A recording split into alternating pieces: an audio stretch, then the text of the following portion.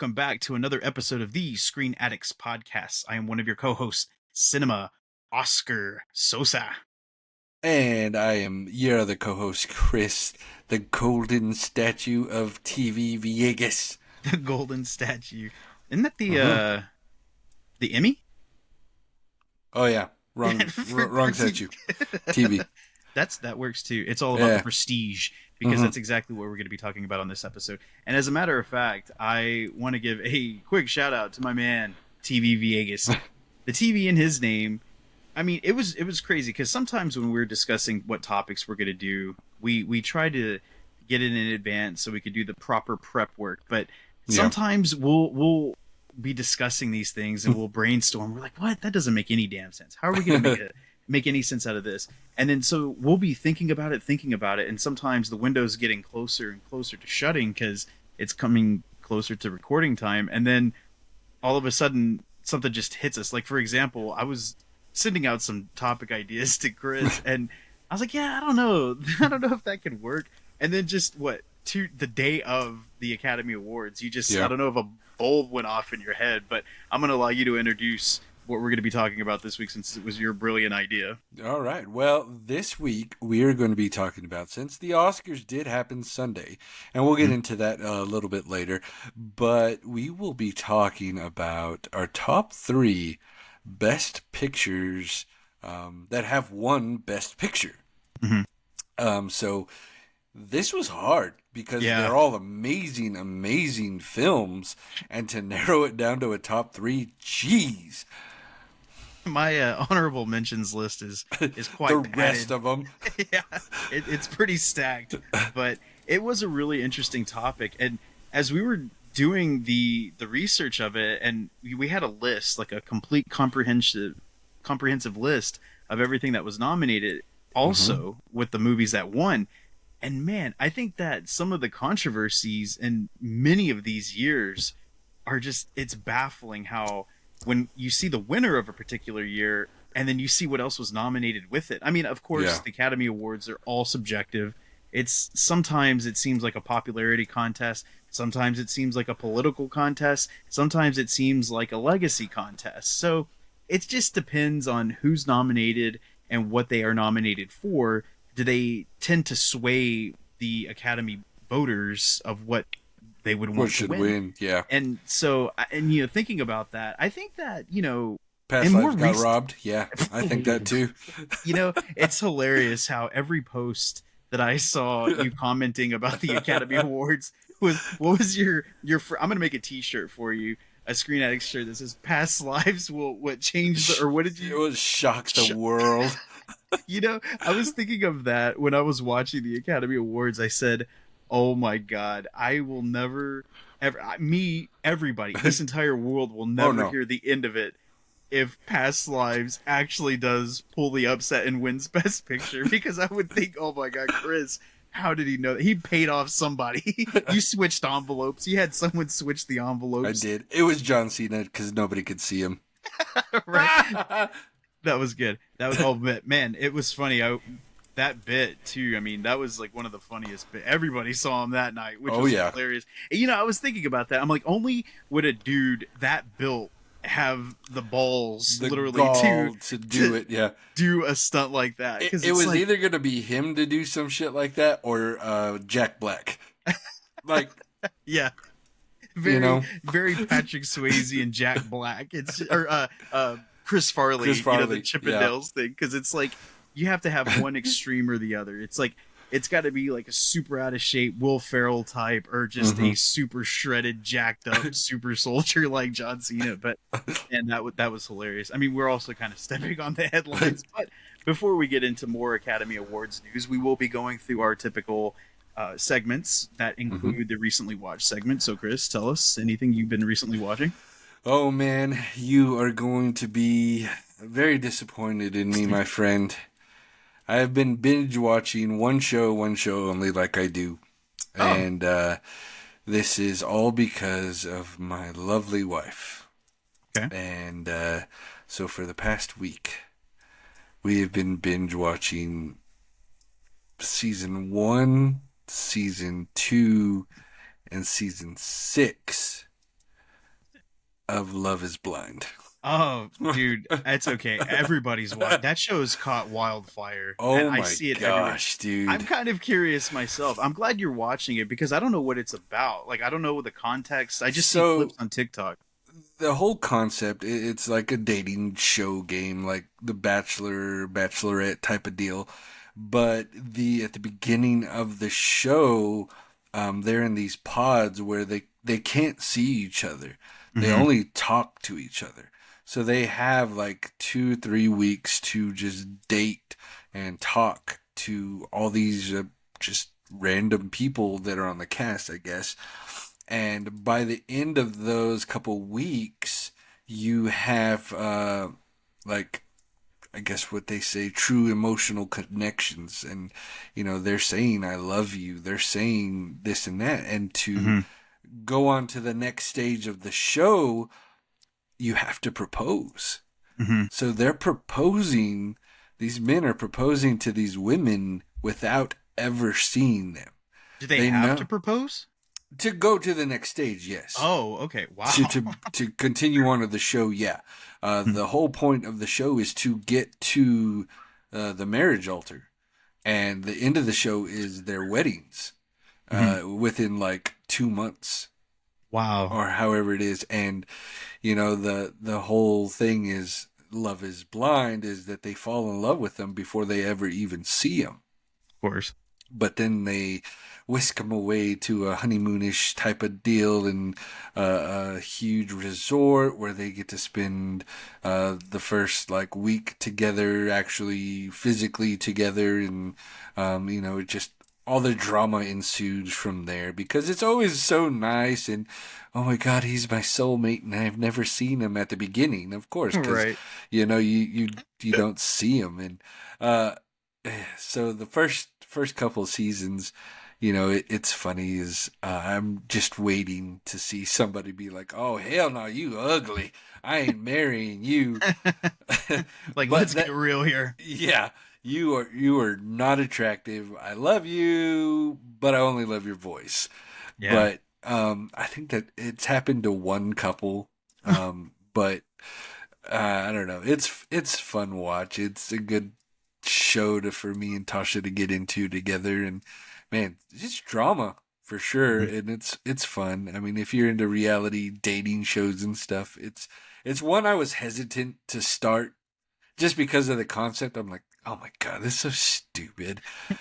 And then I guess it was this season that has like really elevated the show, this sixth season, because it is going crazy. And it's like you said, everybody's watching it right now. Right. That's on Netflix, right? Yeah, it's on Netflix. Did you say season 6? This has been on Season for six. 6 seasons. Yeah. Wow, that's crazy. It has caught on wild because I thought it was brand new. I didn't realize when you said 1, 2, and 6. I was like, oh, are they like 5 episode seasons or something? Like, No, man, wow. it's like, I think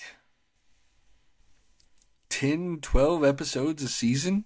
What's the grand prize if you make it You to the love? you get a wife Oh, or a husband.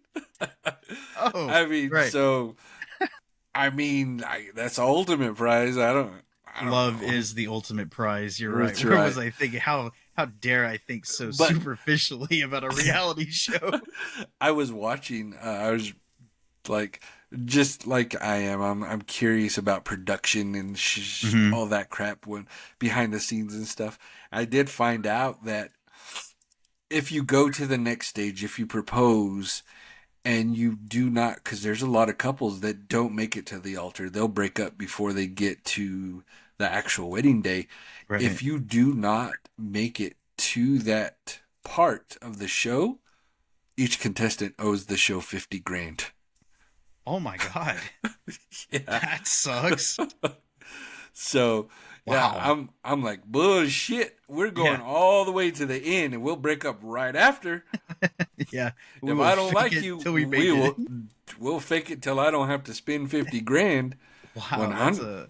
They really want people locked into. I mean, because it's easy to say you show up and you're like, yeah, this is dumb. I'm not interested anymore. We're Mm-hmm. just gonna move forward. But yeah, so that's the one with the Megan Fox chick, right? Where she's like, oh, Yes. I look okay. Yeah, I thought that was. People have said I look like Megan. She looks nothing like Megan Fox. I mean, in And her defense, who does though? That's why I Megan know, Fox is who she is. You know, it's just and, like, that's the funny thing. I saw like a clip on TikTok or something. A guy explaining to it is like, when you say Megan Fox, every guy is going to be in their head. The picture is Megan Fox in Transformers. right? Yeah, Like, working on the car. yeah, that's Yeah. what, when you say that, that is the first image that pops into our head. So if you're comparing yourself to that, oh yeah, like, uh, of course, any man's gonna say, yeah, that's the one I'm gonna marry. Yeah, So, that's it, good. it's just crazy, man. It's But a fun Chris, show, I for starters, I would never be disappointed in anything that you watched, except except for for maybe the Yolanda story. But other than that, you're good, man. wait for part two, my friend. It's Oh, dude, I coming. started it. I started it. You liar! Hell no, I didn't start I it. know you didn't. You're Maybe not when gonna part give two in to comes out. that. No, you won't. Yeah, I'll I'll watch watch the it for trailer. us. Yeah, I'll thank you. watch it for That's us. why your TV VA is. Well, good. But man, Anything else, man? that's it, man. Like I Okay. said, we've been just binging that and been busy. So Dude, you're gonna have to plug at the end of the show like all your stuff because I don't want people to say, "Oh, this guy doesn't even watch that much stuff." I'm like, you've got to understand like the things that you do. I mean, you do a lot of things, and you need to plug everything. And I mean, you're in production for your own yeah, videos now, so it's I like am. you're not watching it because you are creating I the am. content. So I yeah, am. you definitely need to be sharing all I'm that stuff. going to be on TV. Hopefully, man, that'd be badass if I could land on a TV show because of all this stuff one day. Man, We'll how see. many? I've been telling you that for years, dude. All your cooking, all the things that your competitions that you go, you win.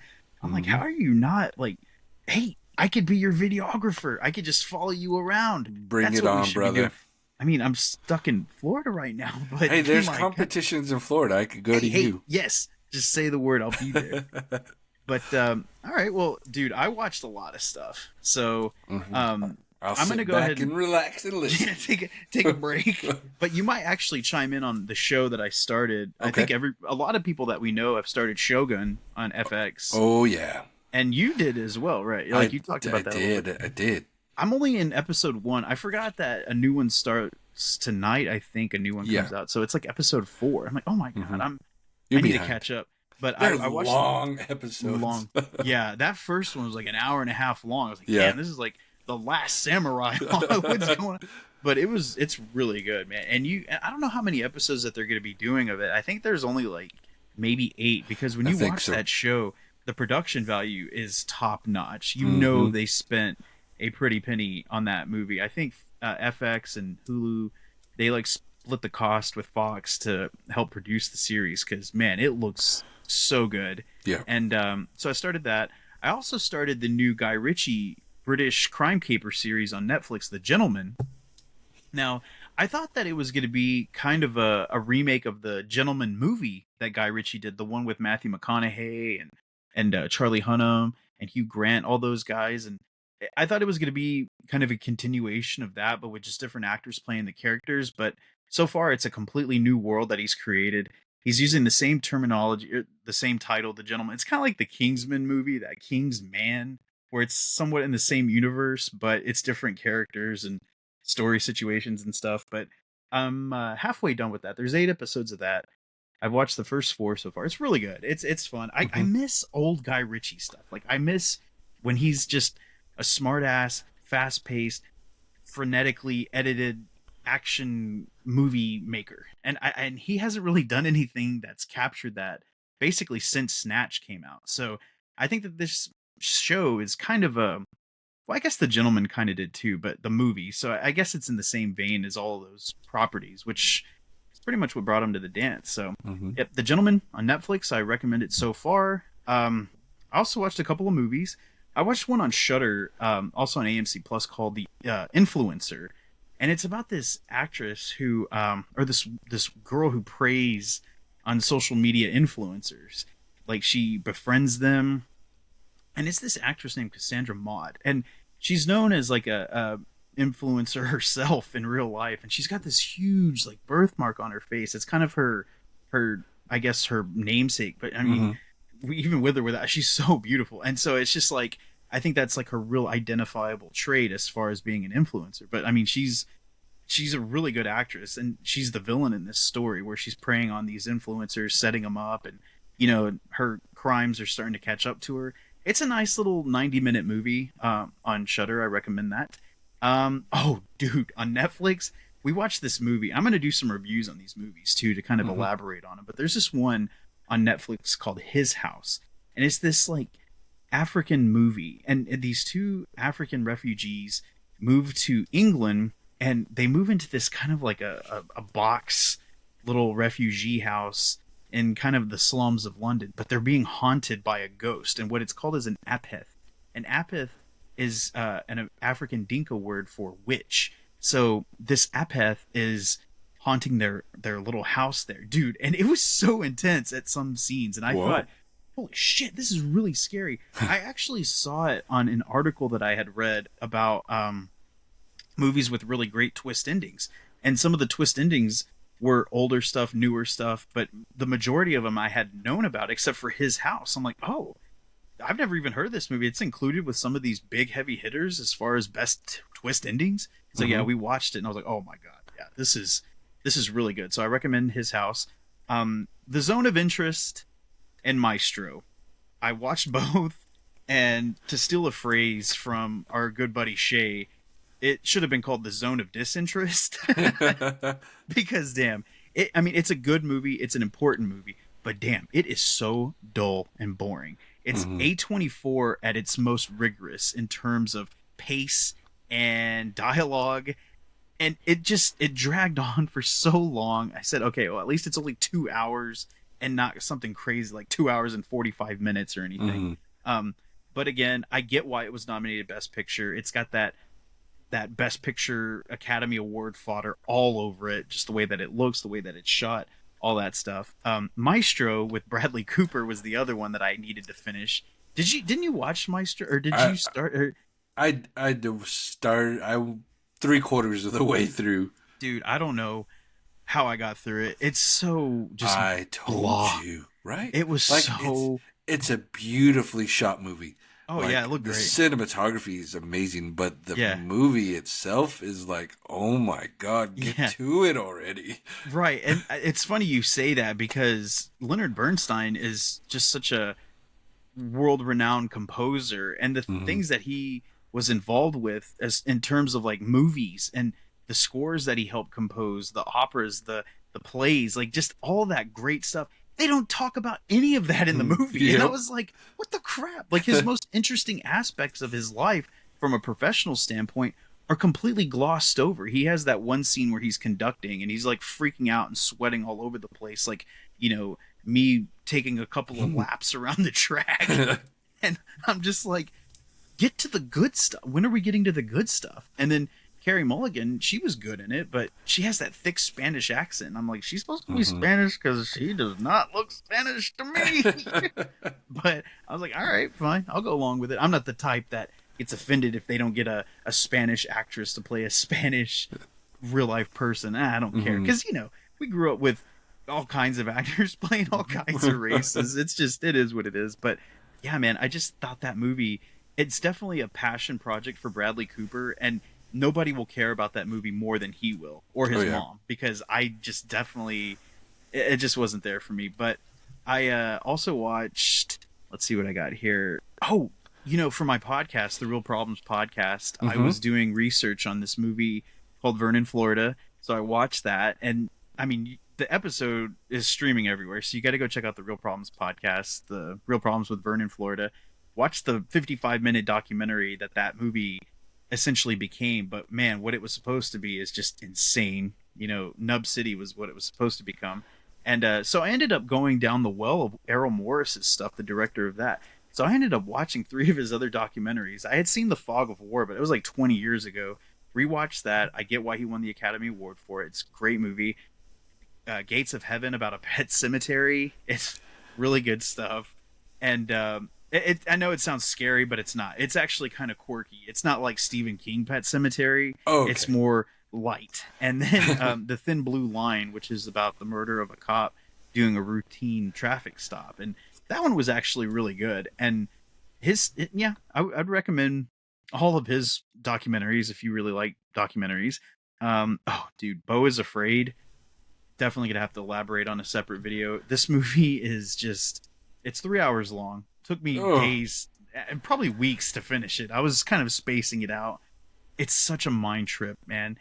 And it's such a psychological meltdown, but I don't know. If you like weird stuff that don't make much sense, I probably recommend you watch that one. And then finally, Dune Part 2. I was a week late because we were on vacation, but Dune Part 2, it definitely lives up to the height, the heights, the hype, hypes. And it was just a masterful work of art. A lot of people were asking me, like, why wasn't Dune 2 nominated for the Oscars? I'm like, well, because it's sitting in the 2024 calendar year. Just wait till next year. That movie's going to be just sweeping nominations left and right. Everything about it. came out too early. Yeah, exactly. So it was better than the first one, I felt like. And I love the first one. So I think if you like kind of high concept science fiction stuff, that Dune is just right up your alley. And everything about the first one, it was better. It just improved upon. The acting was great.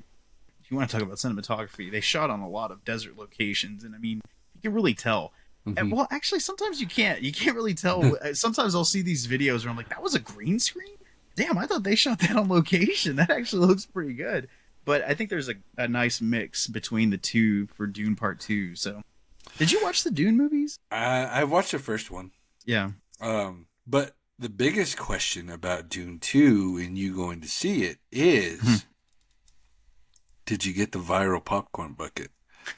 I tried. They were sold out. Of course they were. I've tried for 5 days in a row. For reasons that's none of your concern or any of our listeners. Extra butter, no popcorn, please.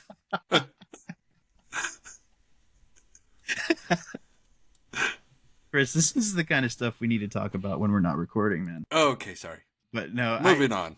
No, but I mean, I think we should talk about that because, let me ask you: do you think that they knew what they were making when they made that popcorn bucket, or do you think that it's just how the hell they did not? Like, so many minds in marketing are like, "Oh, this is gonna be a wonderful idea.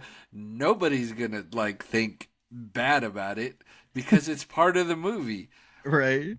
There has to be somebody with an immature mind like us or me that looks at that and should have said some shit like, maybe we should rethink this, guys.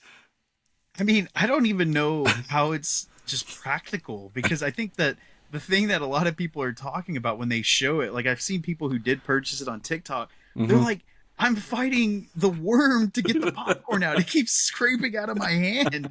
So I don't know how, if that you're supposed to take that off and then eat it or put it back on, because I can't think of too many other things. I know like Taylor Swift and Beyonce had those specialty popcorn buckets, but there was nothing attached to the top of them. They were just graphic imaged, put on a bucket. But this one, man, I've never.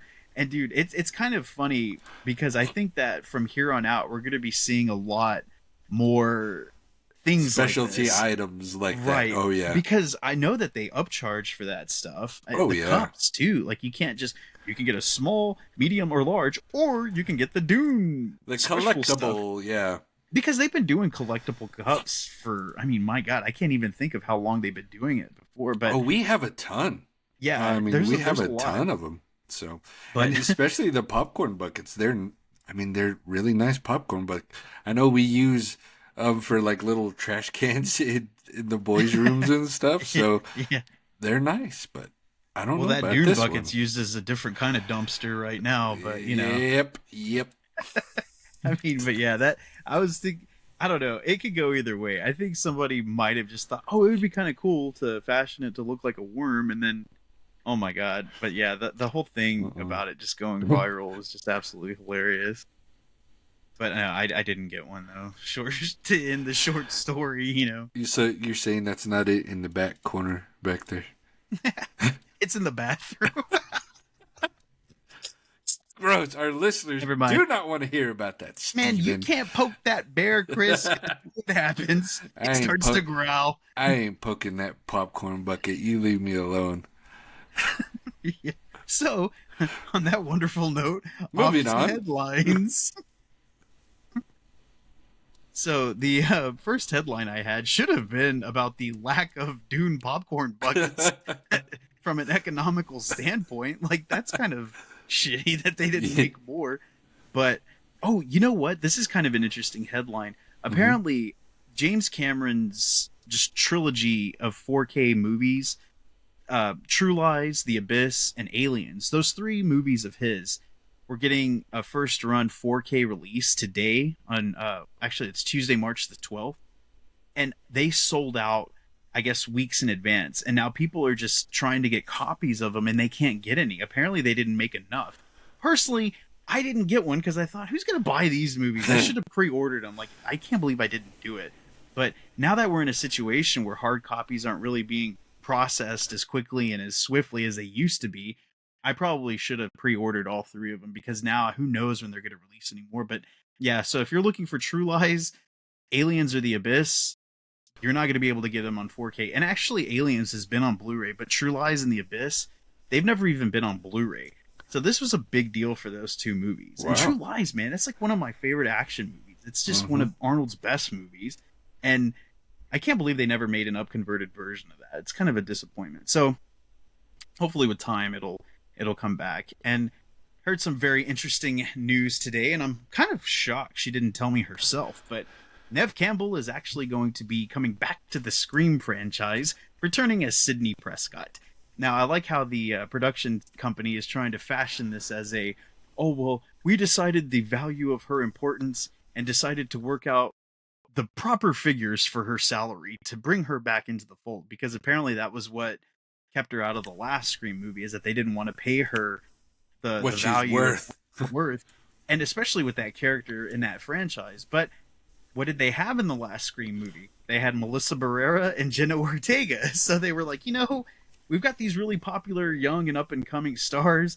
We probably don't need you. And in their defense, Scream 6 was one of the highest grossing Scream movies since I think the 3rd one. So I mean, it was a big hit for them. And when they lost Ortega, they fired Melissa Barrera because of her anti-Israel protests, and then Jenna Ortega didn't like that, so then she excused herself from the film. So they thought, well, I guess since we're saving money on their 2 salaries, we can go pay Neve Campbell. But and it's gonna be interesting. And then the directors of the last 2 Scream movies, they decided that they're going to bow out too, because they thought, well, we don't want to patch together something without our 2 leading actresses. So we don't want it to come off looking bad or not well prepared. So they bowed out. And then Kevin Williamson, who was the original screenwriter, he's coming back and he's going to be directing the movie. So that's kind of interesting because he hasn't directed a Scream movie before. But, he did that movie Sick last year for Peacock, and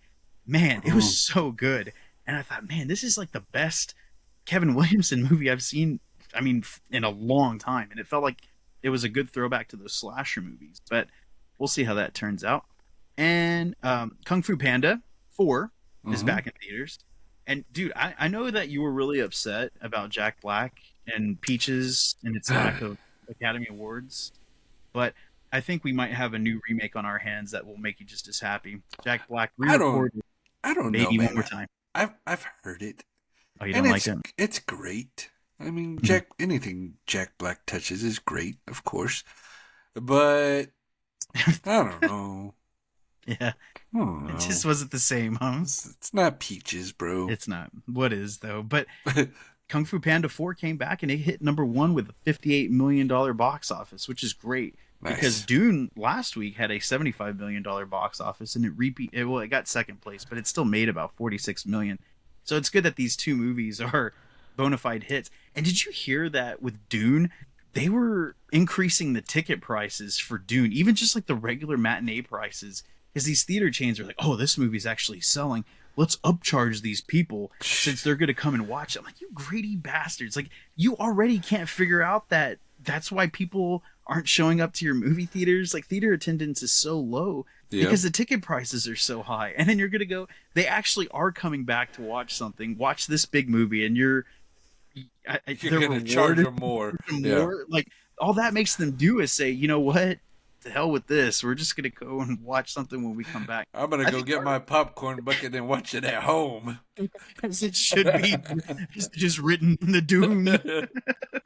But yeah, I think that it really puts people off, and I don't know, that's kind of messed up. But other than that, I mean, did you have any other headlines before we get into the Academy Awards? Nope. Okay, so the 96th Academy Awards. Here are your main winners. Oppenheimer won Best Picture. Cillian Murphy won for Oppenheimer for Best Actor. Emma Stone. Peaky Blinders. For the Peaky Blinders, yeah. Emma Stone won for Poor Things. Divine Joy Randolph won for The Holdovers. Robert Downey Jr. won for Oppenheimer. Christopher Nolan finally won the Best Director Academy Award. Mm-hmm. And he did it for Oppenheimer. It's like that post. It's like, Nolan may have won for this, but he actually won for literally all of his movies because... Yeah. And you know, some people might argue that they were like, oh, well, it's a culmination award. Basically, like, the actor or actress who's been nominated so many times but have never won, well, they finally get that one. And usually the one that they win for isn't really their best performance, but they're doing it because they felt like they're owed.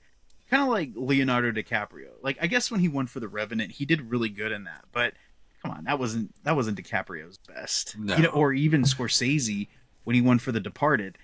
While The Departed was good, I mean, he didn't win for Goodfellas, Taxi Driver, Raging Bull, none of those movies. So it's just kind of like, okay, well, it's more like, okay, we're going to give it to you this year. And I kind of felt like all these winners were pretty good. I think Emma Stone, there was a lot of controversy about Lily Gladstone not winning, and we were talking about the political aspect of some of these winners. I personally thought Lily Gladstone was going to win just because of what her nomination was representing, the culture, the Native American forefront. Yeah. She would have been the first Native American to win the Academy Award.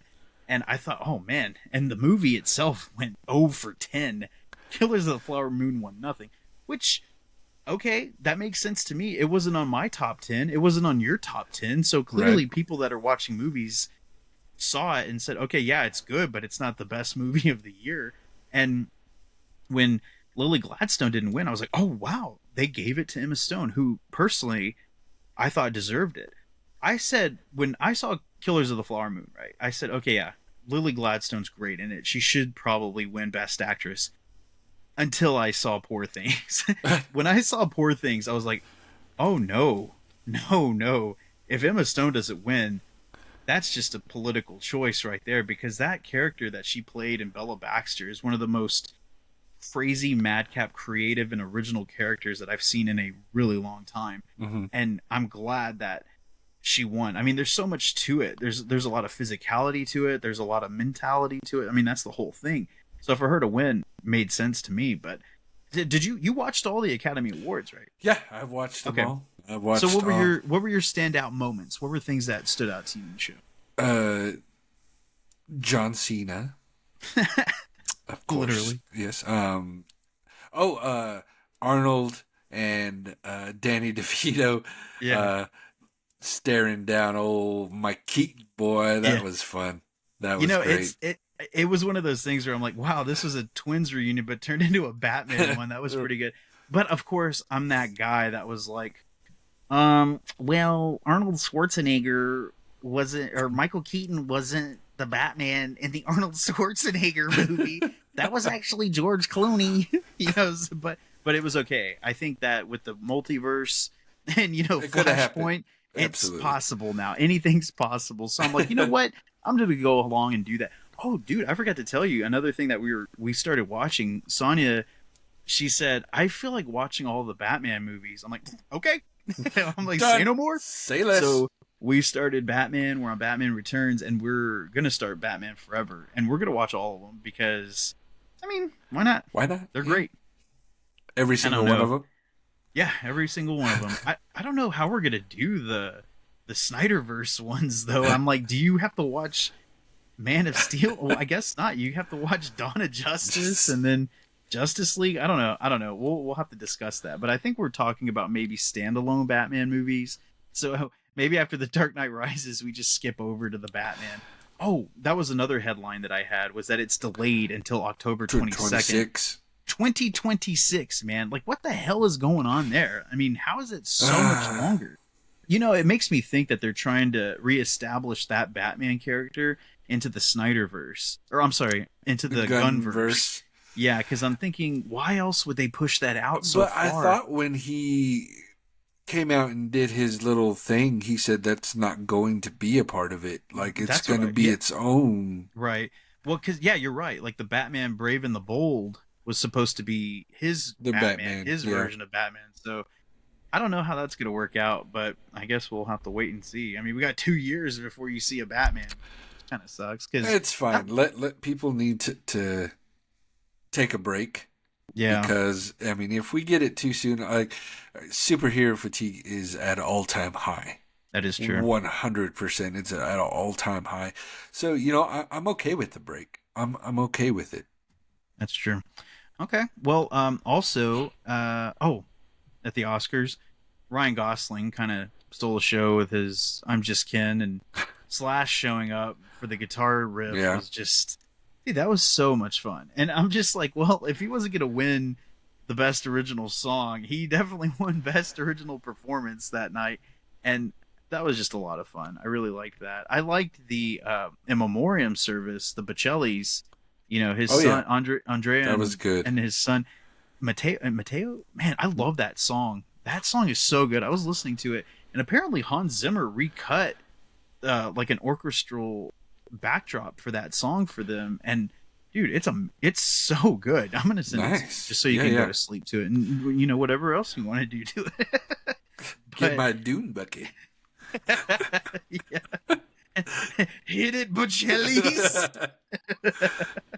And man, you know, if anybody did tune in to this show, we probably lost everyone. They're like, oh, these sick freaks in that Dune bucket.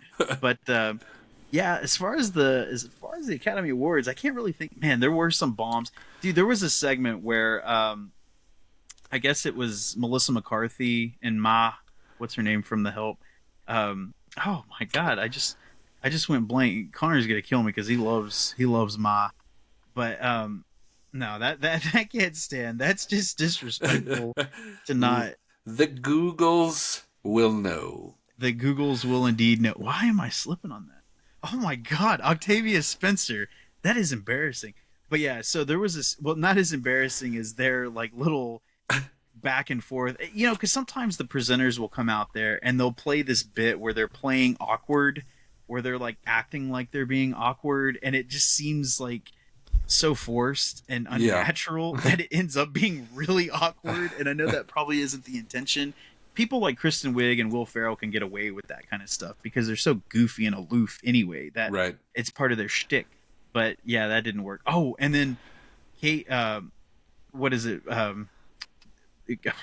God, dude, I'm you sucking. are off your game, bro. This is terrible. We're gonna have to cut this all out because we're just gonna have to like move on. Save your reputation, my friend. What reputation? I just watch a lot of shit. But who was sending tasteful nudes to Steven Spielberg from Barbie? Kate. I'm trying to say her first name. This is who you have to say her last name. Damn it, Chris, help me! I'm drowning. This is like when you were drowning in Florida. I went out to get you. I went and swam out for you, man. This is fun. I am enjoying every single second of this How right now. How is this like possible that I am doing this so early? We're recording earlier tonight, so That's what's wrong. I can't even say. It's throwing you for a loop. Right. I need to be. I'm at my peak recording voice whenever it's late at night and I'm dead exhausted. Kate McKinnon. That's it. It's Kate McKinnon. I knew I could do it. I knew I could do it. When Kate McKinnon was sending tasteful nudes to Spielberg, that bit was funny because it involved my guy, Steven Spielberg. And of course, he presented Best Director, and that, you know. Yeah, well, what'd you think of having, like, the 5 past winners of actor and actress present? That was pretty cool. They That was have pretty done neat. that before, but it's been a really long time since they did that. And it's really, I do like when they do that. I like when you see people that you haven't seen in a long time, like Nicolas Cage. People give that dude a lot of shit, especially recently. And there's even a meme of him floating around that I saw just like 2 days ago. They're like, this role is a piece of shit. This movie's gonna suck. And then there's Nick Cage. I'll do it.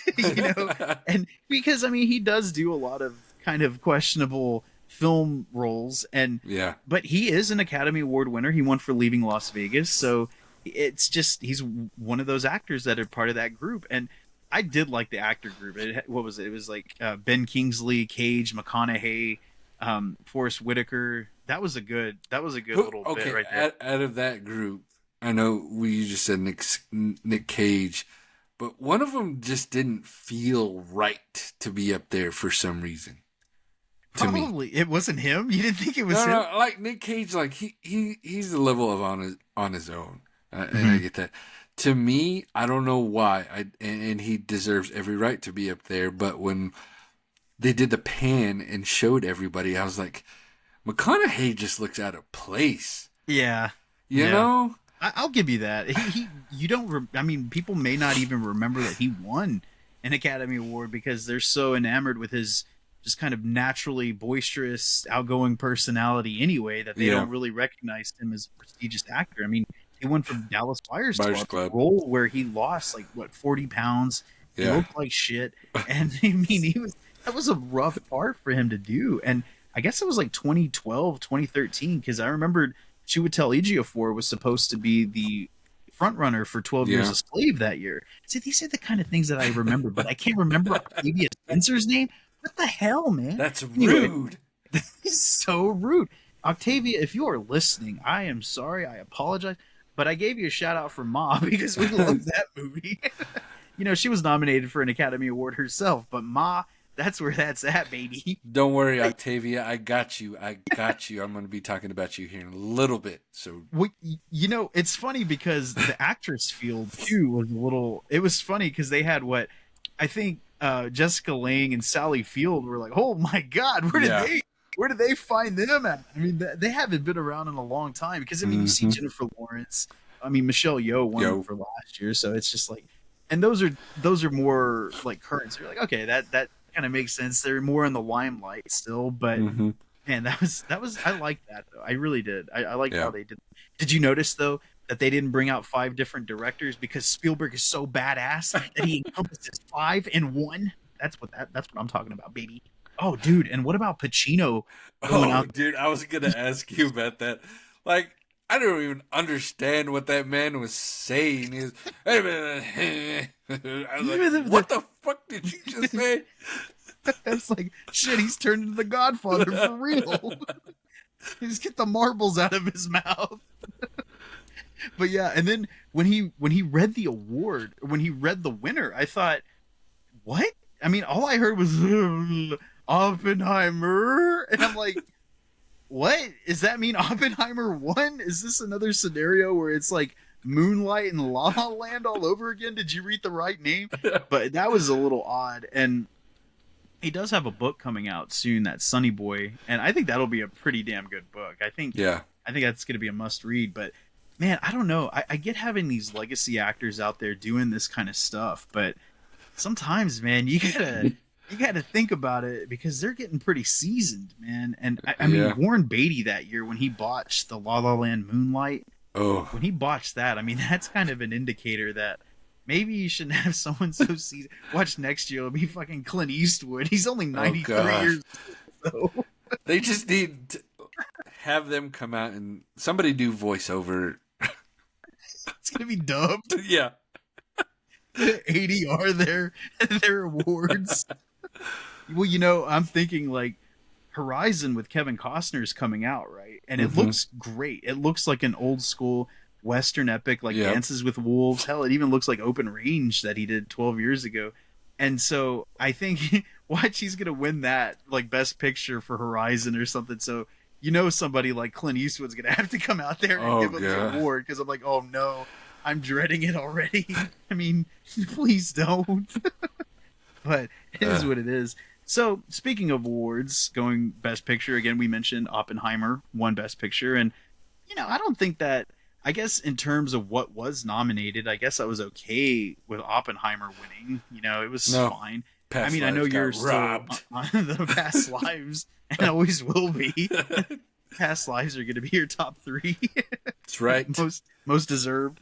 But again, as we had mentioned earlier in the episode, we are going to be talking about our top three favorite movies that have actually won Best Picture. And dude, mine's crazy. It's like within the span of 5 years.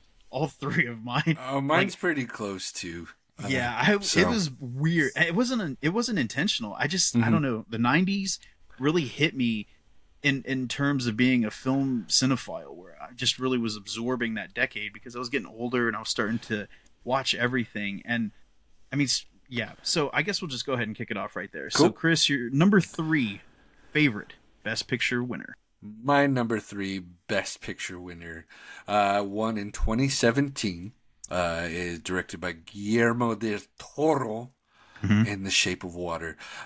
Sally Hawkins, my girl Octavia Spencer. I know your name. I know who you are. Who's Unlike my that? co-host over here, What else was she in? she was Ma.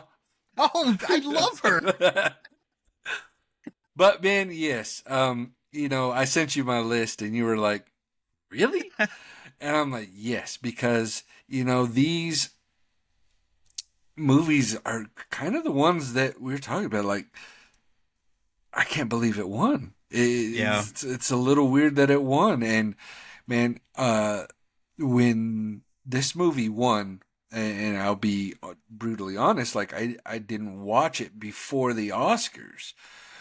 When it won, I was like interested. So I was like, okay, let's watch this and see what made it so good. And watched it, and man, it's just an amazing movie. Like, Guillermo del Toro on his game, man. And uh, I like the fact that it's something that was out of the box to win best picture. And that goes with a couple of my picks here. Is that it was so out there that, yes, it was great and it deserved the nomination, but people are going to be, damn, did it deserve to win? And after finally watching this movie, yes, I think it deserved to win. It was an amazing movie. And if you have not seen Shape of Water, go watch it right now. Push pause, go watch it. This is an interesting thought because I pulled up that Best Picture list. If you want to pull up that one too, like while I'm doing mine, so that way Mm-hmm. we can. I think it'd be interesting to read off what else was nominated with Okay. that movie. And it is interesting that you say that. Oh, that looking at the list. So it was also Call Me by Your Name, Darkest Hour, where Gary Oldman won for playing Winston Churchill, Dunkirk, Get Out, Whoa. Lady Bird, Phantom Thread, The Post, and Three Billboards Outside Ebbing, Missouri. Yeah, you're definitely right. Like that was a shocker. Dunkirk, I mean, Dunkirk was the one killing yeah, everything. yeah, it was the front runner. That Yeah. was where people thought that was going to be his Academy Award because he got nominated for Best Director that year. Yeah. But looking at this list, I mean, I think Shape of Water is probably the best one out of that list, and The Post, that's a Spielberg movie, but that wasn't his. I mean, come on, those are the legacy Yeah. awards that I'm talking about. Like Spielberg's my all-time favorite, but I'll be the first to say like a movie like The Post, Bridge of Spies. These are types of movies that are getting nominated. The West Side Story remake, like these are just movies getting nominated because Spielberg directed them. I mean, Mhm. there's nothing too groundbreaking or special about them. But Phantom Thread, Oh yeah, Snorefest. it looked great, but my God, come on. But yeah, Call Me by Your Name. Oh, that was with Timothy Chalamet, your boy Huanca, and that blood drinker Army Hammer, where they were gay. And Lady Bird, yeah, Saoirse Ronan. That was a great. Greta Gerwig, that was another Mhm. one. That was Shape of Water. That's a good. That one, that is surprising that it won. I don't think that, like you said, it was really the front runner for anything that year. Right. But yeah, that's a good. That is a good movie though. But I mean, any other thoughts on The Shape of Water or Any of the nominee? Not really. I mean, like I said, and this will probably be for my next pick as well. But one of the ones that definitely nobody saw winning, like Mm-hmm. Past Life should have, but whatever. Um, so my number 3 pick is, oh man, I was going round and round about this. It was going to be, I thought something kind of in the 2010s era of movies. I couldn't really decide on Slumdog Millionaire, No Country for Old Men, Mm-hmm. but I just had to settle with 1991's The Silence of the Lambs. I love that movie. I love Hannibal Lecter. I like the character of Hannibal Lecter. Dude, the whole Thomas Harris series, I Mm. loved all the movies. I even watched that stupid Clarice show that they had on Paramount, what was it, 2, 3 years ago?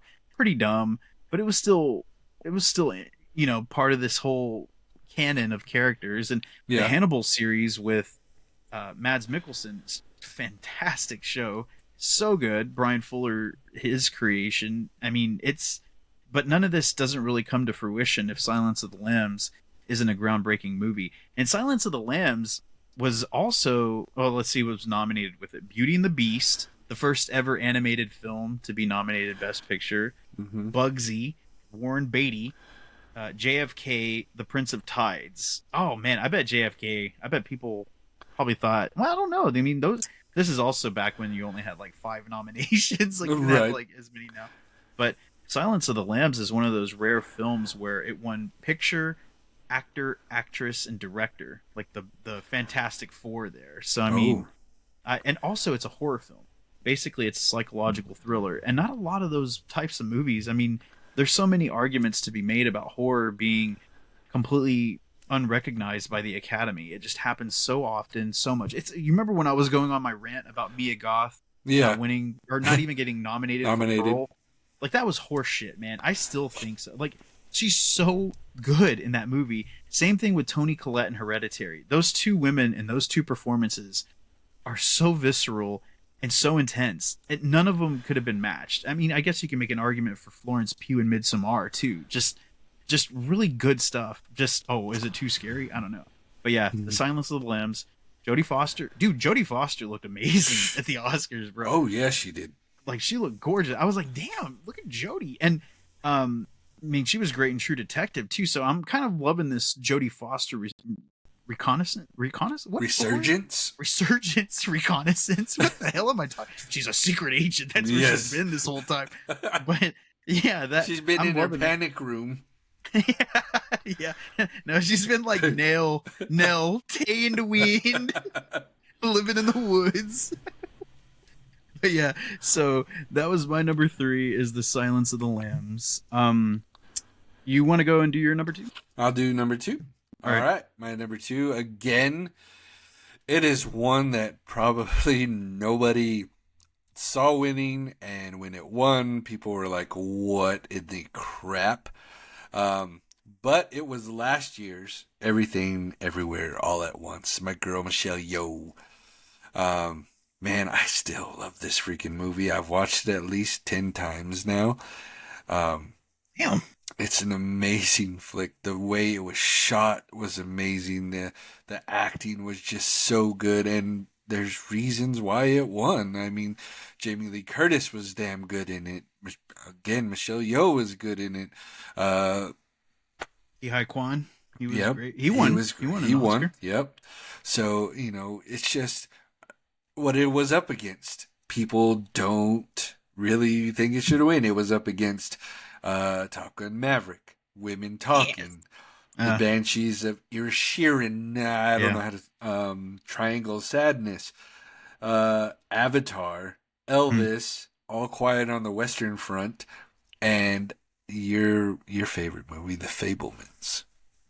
See, another Spielberg movie. Like, it doesn't matter what he does. He's just going to get nominated because of who he is. I mean, I did really like The Fabelmans. I thought it was a lot better than Post or Bridge of Spies. I thought that was it felt more Spielberg because it was his life story. Right. So, but yeah, I think that was a good choice. I mean, I remember when I saw that, and that was one of the movies that had come out earlier in the year too. It was like March or April when it had come out in theaters. So I was like, when I saw that, I said, oh my God, this is so creative. This is so original. Like, this definitely needs to be recognized at the Academy Awards. And when it was, I said, okay, I kind of know what I'm talking about. Thank you. But I think that's a good, solid choice. I But don't. and I remember us talking about, Fablemans came out later in the year, Mm, and we were definitely both on the same page. We're like, it's playing to the Academy, like right. old old Hollywood, golden era of Hollywood. Like we were Hmm. like, they are just feeding into winning this award. And we're Yeah. like, there's no way it's not going to win because it has everything that they're looking for. And Right. so when everything everywhere all at once wins and starts winning and winning and winning, we're like, holy crap. And, we both love the movie, so it was great. It was great. Good call, man. Um, my number two, and I'm a basic bitch when it comes to all this stuff, and I don't give a damn. Oh, yeah. I almost put Titanic on this mug, but if I had a top five, Titanic would be slotted right in there. I can tell you that much. But so I do admire your persistence to being more creative with your picks. I wasn't. I didn't have that in me. But again, mine is 1994's Forrest Gump. I Mm, love this movie. There's getting a bit of a resurgence of this movie too. It seems like a lot of people have been talking about it lately, and I think that it still holds up. It's a great movie. I had this weird thought, like if Forrest Gump was made today, like who would he meet? He'd probably be meeting like Kurt Cobain, and he'd be yeah. playing with. He'd probably still be playing at the University of Alabama. His kid would definitely be seeing dead people. Oh, That's for yep, damn yep. sure. But I think that it's really interesting, that notion of how it's timeless, but then it's also set in its own time. And I think that's what's so great about this movie. And not to mention the fact that it was groundbreaking in terms of visual effects. And a lot of Hmm. people don't really think, oh, well, that movie didn't have that many visual effects, did it? I'm like, actually has quite a bit. Like, it created a lot of widespread, wide scope shots. Like when he's at the in Washington D.C. at the rally, that protest where he sees none of those people are really there. Like, but that's just the point of the movie. Like, it created this notion of having vast audiences without them actually having to be there. It set that precedent that you see quite a bit today. And not to mention the fact that I love Forrest Gump anyway, but the thing that I hold it in high account is because it actually beat Four Weddings and a Funeral and Quiz Show, right? Okay, we get that. But what is more shocking is the fact that Forrest Gump beat Pulp Fiction and The Shawshank Redemption that year. Oh, shit. Yeah, and granted, I think both Pulp Fiction and Shawshank are better movies than Forrest Gump. They just didn't win, and we're picking our winners. But that also, I think, is what elevates Forrest Gump as my pick.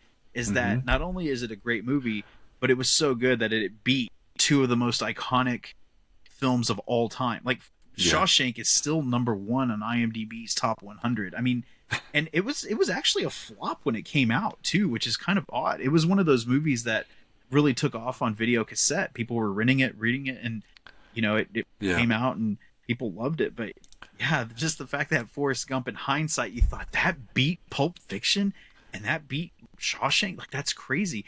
Something else that we were talking about, how Christopher Nolan, Sonya's like, he hasn't won one. I'm like, no, this is his first directing award that he's won. He's won like screenplay before, but Hmm. he's never won director. And I said, Tarantino's never won. All the movies he's done, all the nominations he's had, he's never won best director. So that's kind of, and he was nominated best director for Pulp Fiction, but he lost to Zemeckis for Forrest Gump. I mean, it's crazy. But yeah, but I do love Forrest Gump. Always have, always will. I Hmm. kind of wish they would have made Gump and Co. the sequel, the book sequel. Did you know that in the book, I read the book. It's bizarre, and there's a scene in the book where Forrest Gump meets Tom Hanks and talks to him about him being Forrest Gump in the movie version of him. Wow. It's so weird, man. I'm watching, and I'm still thinking Tom Hanks, right? Because if you read a book based, or if the movie's based on a book and you read it in reverse and you go to read the book, you're obviously going to be picturing the actors or actresses Right. portraying. So I'm reading Gump and Co. and I'm thinking of Tom Hanks, of course, and I'm like, what? He met Tom, what the hell am I reading? Flashpoint. Yeah, I was like, this is warping my brain. My brain holes. It was so crazy. It's so meta, and it was just bizarre. He also talks. He's also at the Twin Towers in Gump and Co. too. So that's kind of where they're going in that book. And I don't know. Just thinking about Forrest Gump, it's crazy that I also read on Reddit. I think there was a deleted scene where Forrest Gump like prevents Martin Luther King from being beaten to death by cops. Like they took that out of the script. They're like that might be a little too intense. Much, yeah. So we're gonna move that out. The Black Panther scene will suffice. But yeah, but my number 2 pick is Forrest Gump. I guess traditionally we have our honorable mentions. Do you have any honorable mentions? I hope so, because then I can knock off some on this list. Rocky. Yes. The Godfather movies. Mm-hmm. Look, I was gonna steal something from Sonya, and she actually said it first. So in case she listens to this, I don't want her to yell at me. But she was like, she asked me when I gave her my list. She's like, "Wow, Godfathers didn't make it." I'm like, "No, they're both classics. I love them both." But she's like, "Well, you could just say that they were both so good that they canceled themselves out of the top 3." I said, "Yeah, I'm going to say that, and I'm going to say that was my idea." But I can't. It was actually her idea. So that's why the Godfathers aren't on my list. Let's see. What else? Parasite. Oh, freaking Parasite, dude. That was so good. That's a recent one, too. Yeah. I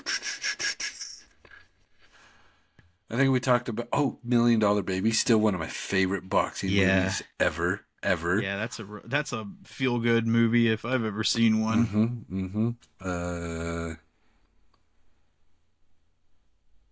That's all.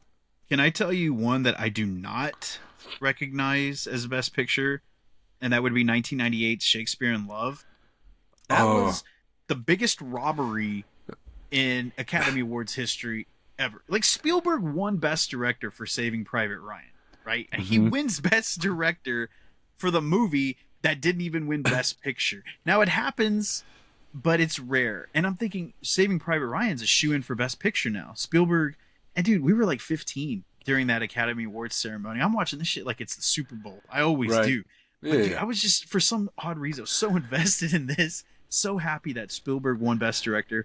And when they read Shakespeare in Love as Best Picture, I don't think I've ever been more mad in my life. My mom was probably looking at me like I was a psycho. She's like, "What is your problem? It's just the Academy Awards." I'm like, "Not now, damn it. Leave me alone." I would go crying in my room because Saving Private Ryan didn't win.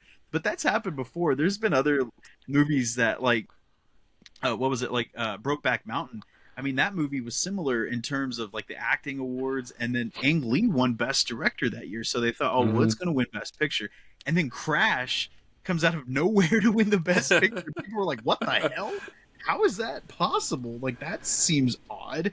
I guess they didn't have the stones to give it the award. You know, American Beauty, that's another... I mean, that movie's pretty... that doesn't hold up very well, but yeah, Beautiful Mind, Chicago. Now, see... Lord of the Rings. I was about to say, like, Lord of the Rings would have been on my top 3, but Return of the King isn't even my favorite Lord of the Rings movie. It's Two Towers. That's the superior one. That's 100%. The one that should have won. But then, technically, all 3 of them should have won Best Picture, but they gave it to the Return of the King because it was like the culmination picture, the finale. So they're like, "All right, we'll give it to that one finally." But let's see. I also had Argo. That's a good one. The Departed. Dances with Wolves. We mentioned that. Rain Man. I don't know how that won Best Picture. It's a good movie, and Dustin Hoffman won Best Actor, but Picture, it seems odd. Platoon. That's a good war movie. All About Eve. I'm all about the classics. You know, I mentioned Slumdog Millionaire, No Country for Old Men. Hey, you know what? I want to give a shout out to the very first Academy Award winner, Wings, from 1927. That was the very first Best Picture winner. And it was only 2 other nominations. So it wasn't really like, it was a silent movie too. So that's kind of crazy. It's actually on Tubi. So if you want to watch... Tubi has everything. It has everything. So if you want to watch the very first ever Best Picture winner, Wings, from 1927 is on Tubi. And I think that is all that I have for my Um, nominations, or for I my honor. honorable mentions. I do want to say Green Book. I Yeah, it was loved good. Green Book. And there was one more. Where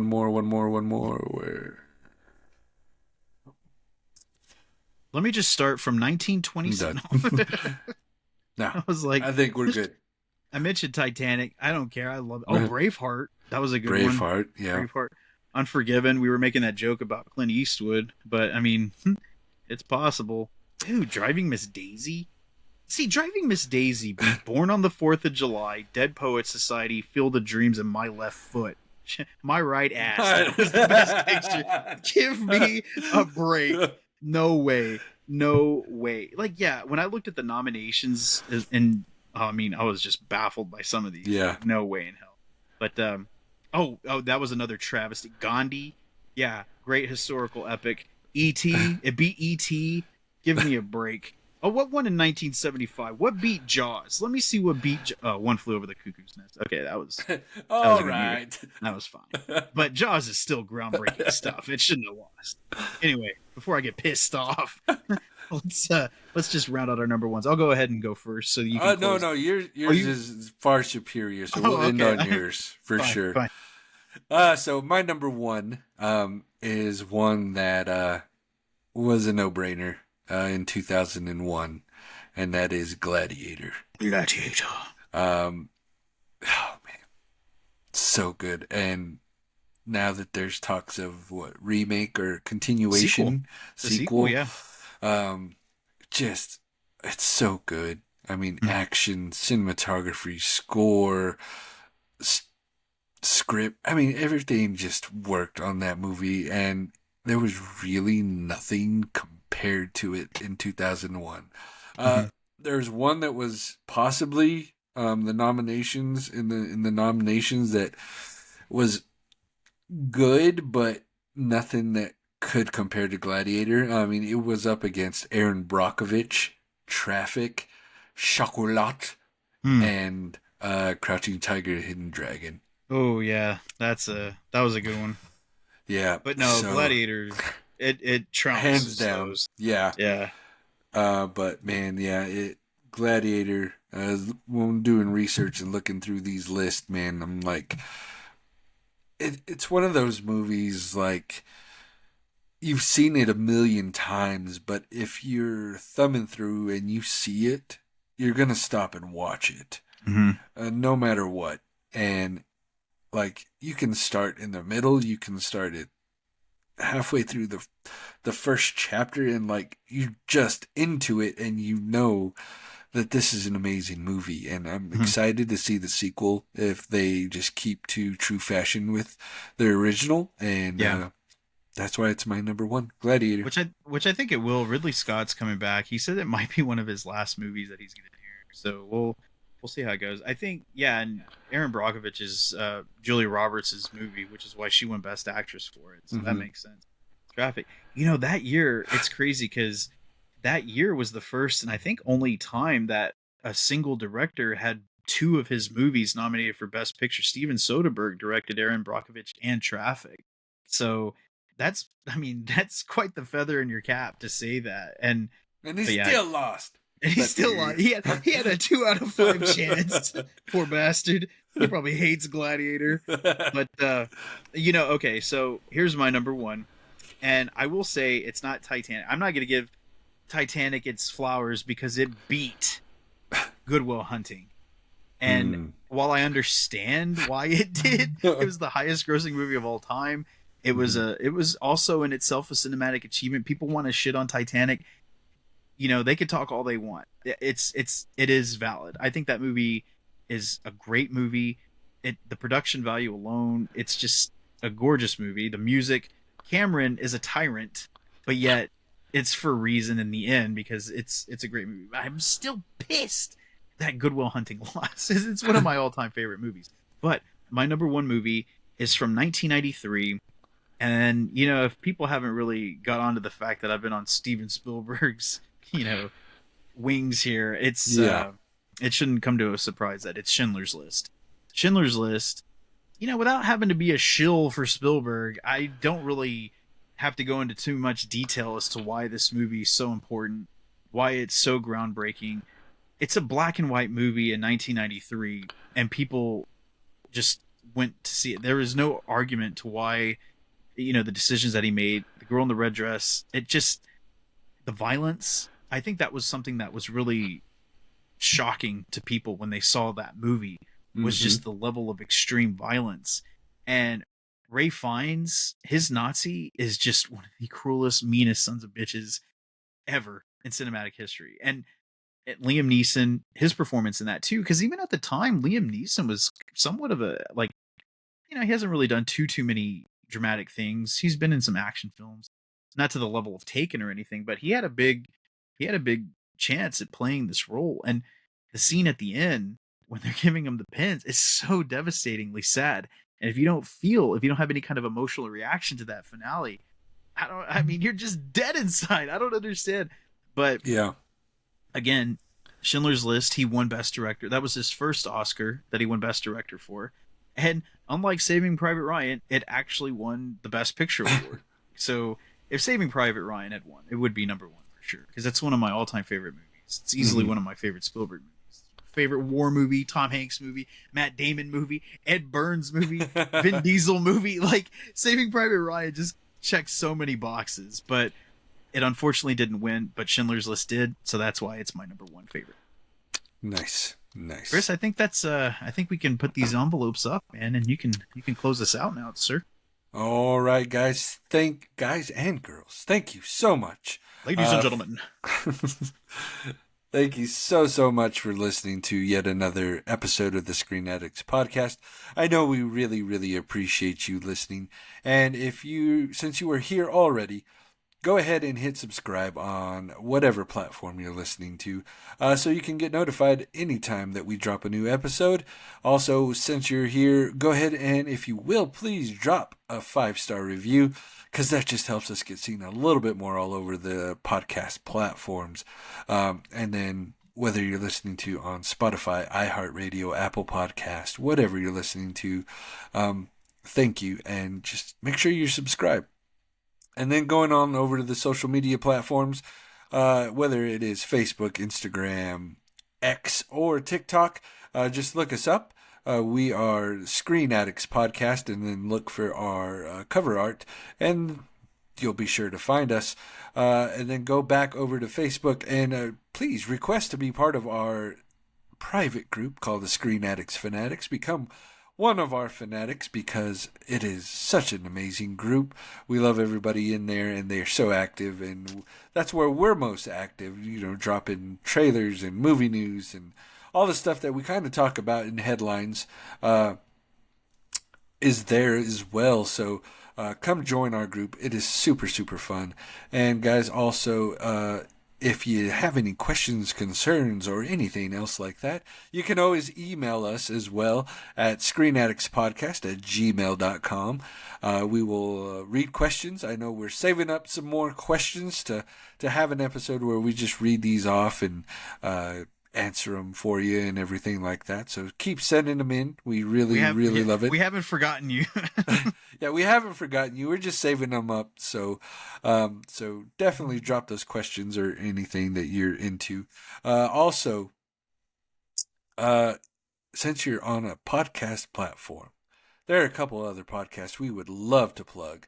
And one of them being my co-host personal podcast is called the Real Problems Podcast, our EEL Problems. Super fun show. Interesting show. It just takes you behind the scenes movies and everything that it goes on in production. So if you're ever really wanting to know the low down dirty stuff, drama that happens behind scenes, definitely give that a listen to. And also, he does a bunch of stuff on socials with the Real Problems Podcast, so follow them as well there. And then I have just dropped a new podcast. It is called the Boyd's Backyard Podcast.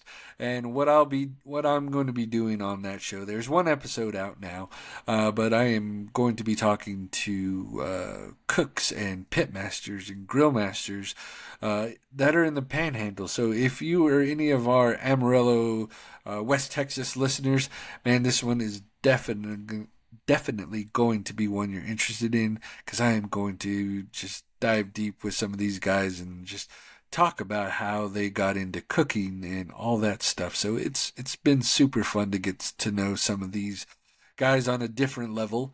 So give that one a listen if you want to. And I think that's it. I do have a bit of criticism about the Boyd's Backyard Barbecue podcast, and I do suggest that anyone who listens to it not do so on an empty stomach, because I was starving after I listened to it, because you go into such detail of the prep work for your food, and I'm like, oh my god, this is like watching a show or a movie with food at the forefront, and I haven't eaten anything. Like, this was a big mistake, but it was, yeah, kudos to you, sir. I mean, but again, make sure you're full.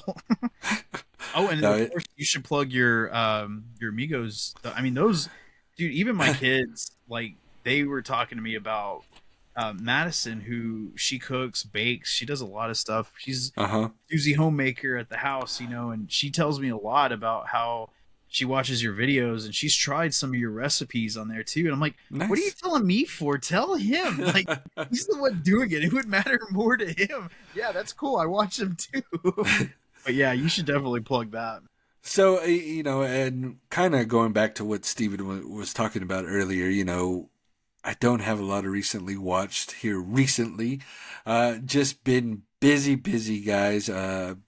With a new podcast, opened up a new store that I'm running, and then also I am a content creator / influencer for the Migos supermarkets here in West Texas.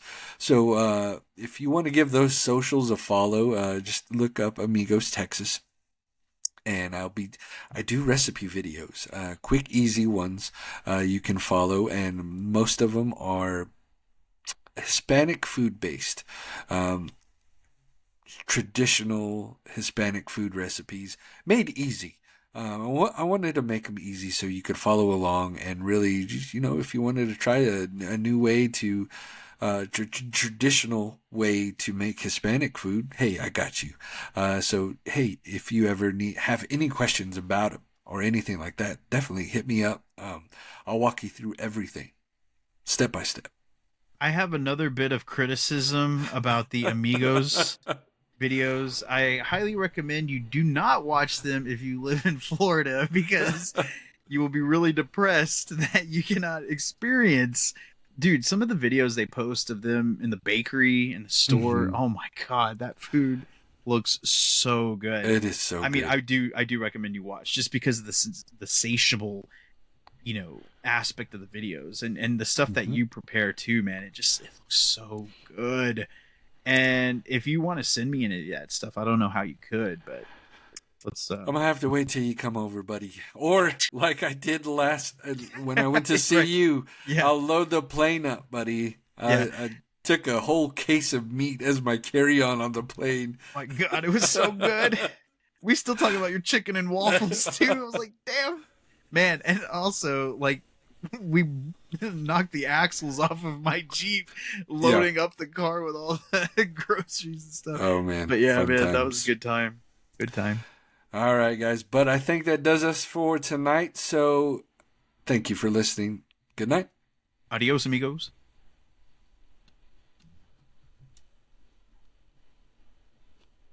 I forgot.